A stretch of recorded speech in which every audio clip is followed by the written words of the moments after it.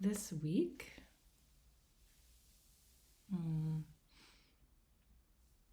my son asked me to edit his theology paper, which I was very honored that he asked. And he's not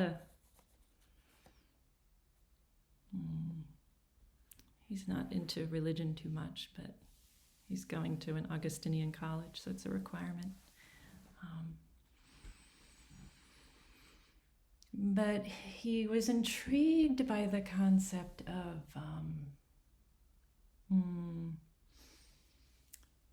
concept by Thomas Aquinas, I don't know if I'm saying that right, actively willing the good of the other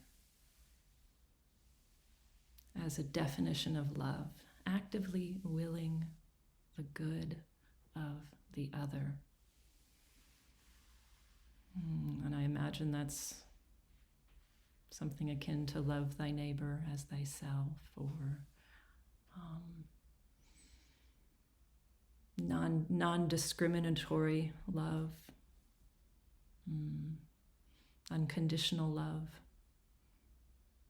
seeing the good of others as contributing to the good of yourself, perhaps. It's like when you send metta to people, you send it to yourself, you send it to your dear ones, your friends, people who've enriched your lives. You send it to difficult people, knowing that in their healing is a better world. So I was very touched that he chose that as his paper. And it reminded me of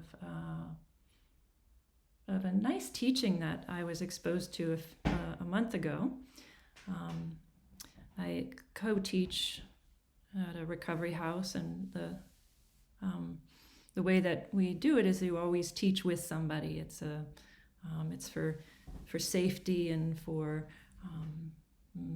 being able to reflect after class on what went well and what didn't. It's helpful to have somebody else with you. And anyway, that's the way they've set it up.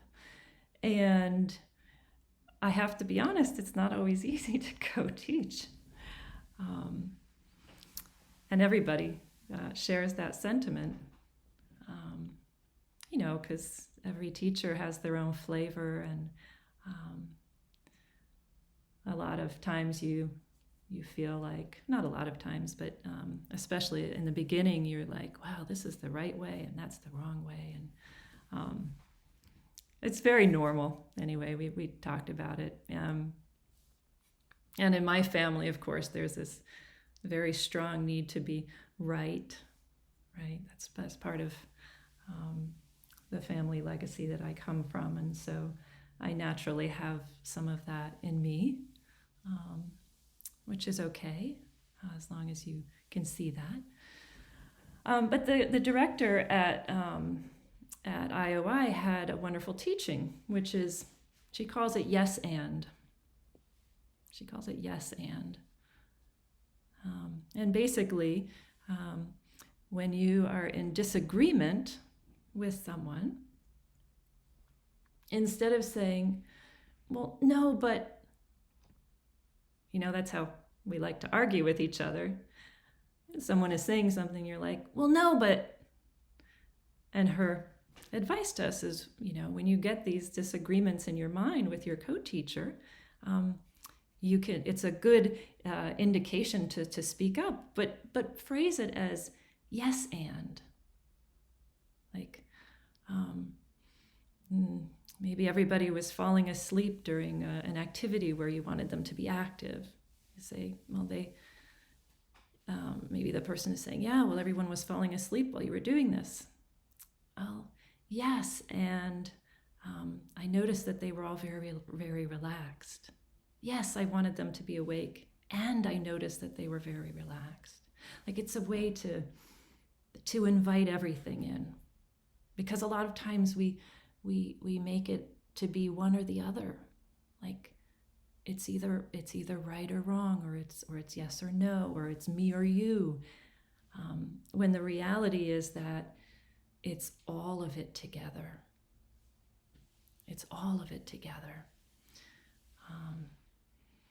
And the sooner we feel that, the sooner we can appreciate that. I believe the sooner we understand what real love is. Right? It's being able to take that which I disagree with and having that which I agree with together. It's possible.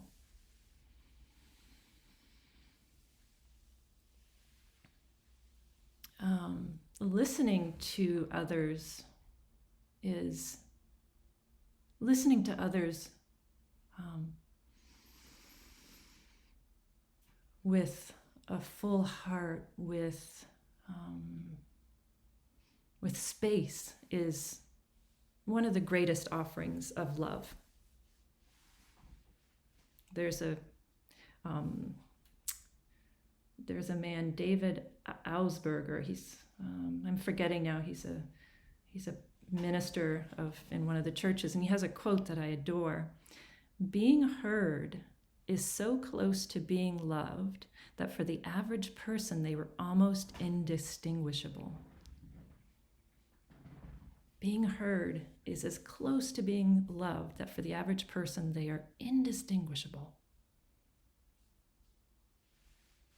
Meaning when you feel that somebody hears you 100%, they get you.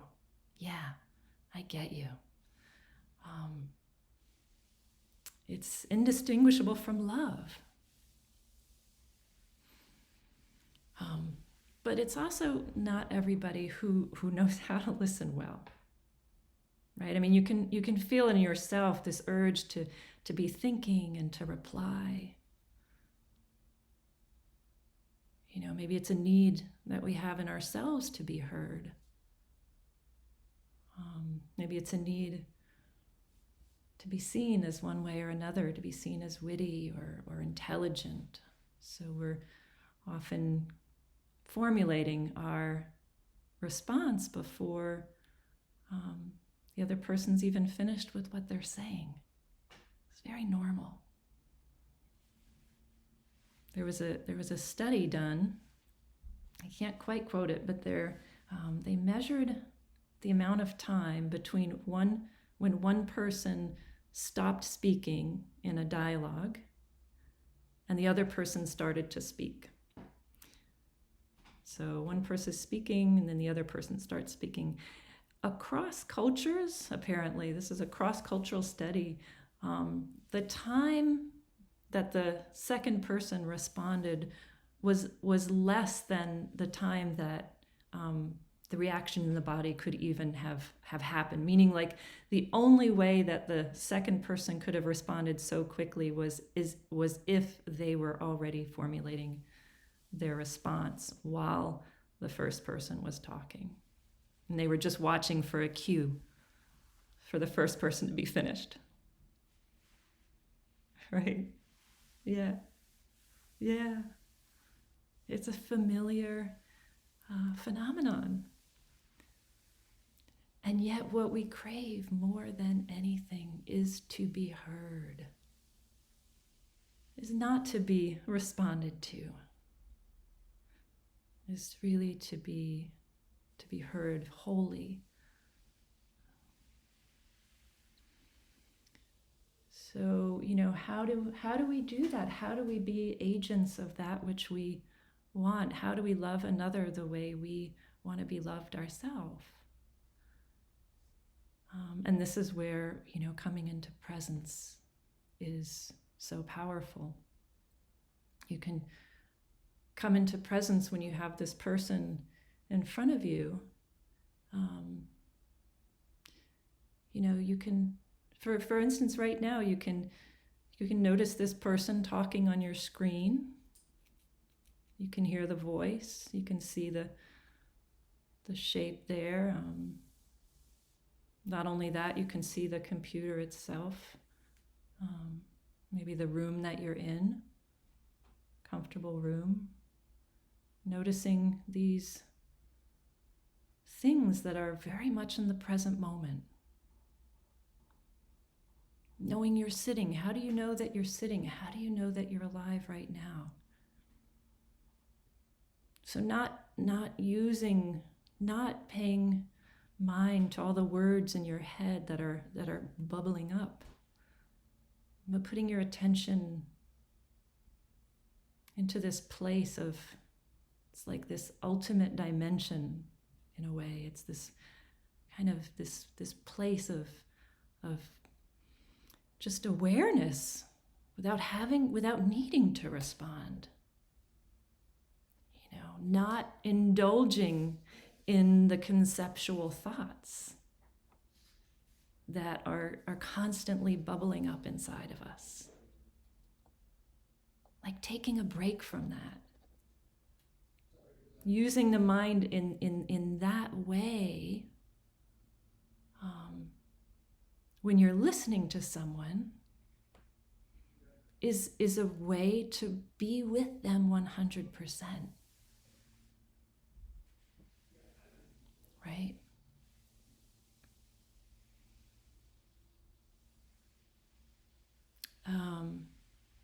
The visual realm is also very powerful. 80% of the input that we get from our surroundings comes through our eyes if we're fully sighted.